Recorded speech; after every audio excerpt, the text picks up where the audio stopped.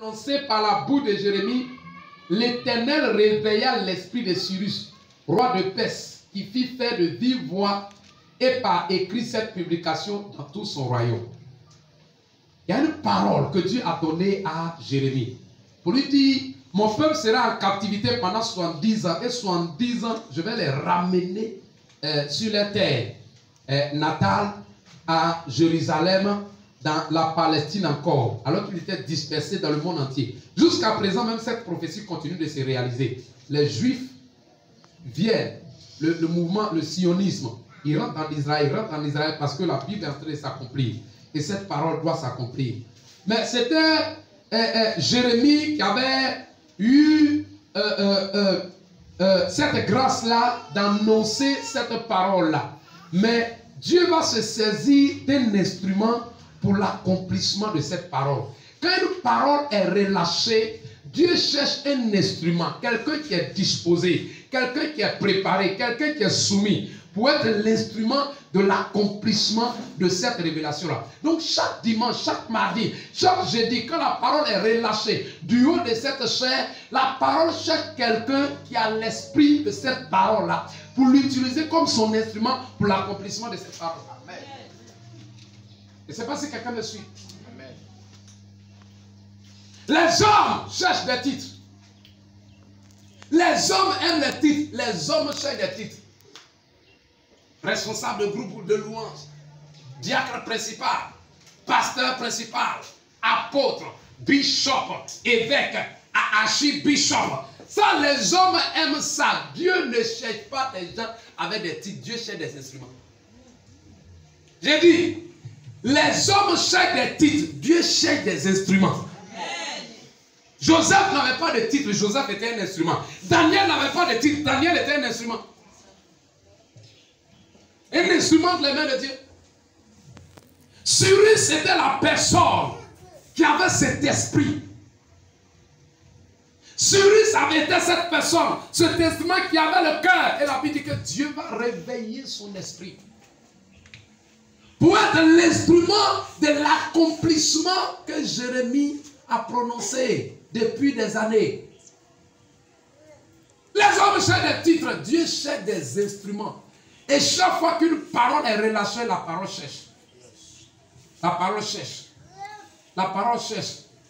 Qui va être disposé pour que cette parole-là saisisse cette personne, pour être l'instrument de Dieu pour l'accomplissement de cette parole.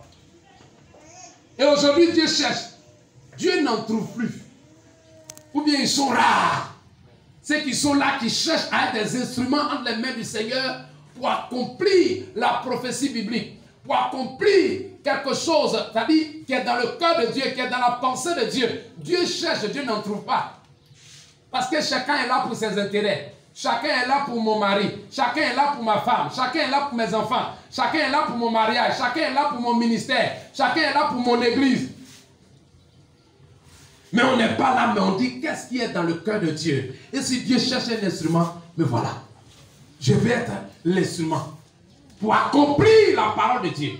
Je vais être l'instrument pour bâtir la maison de Dieu. Je vais être l'instrument pour faire telle chose.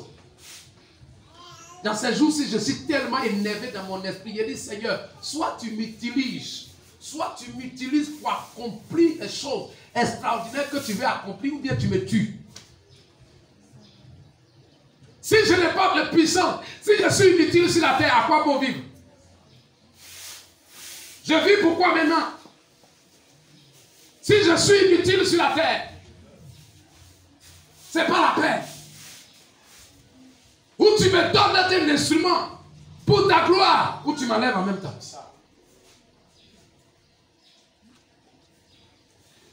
Toi, tu ne peux pas faire cette prière. Tu ne peux même pas.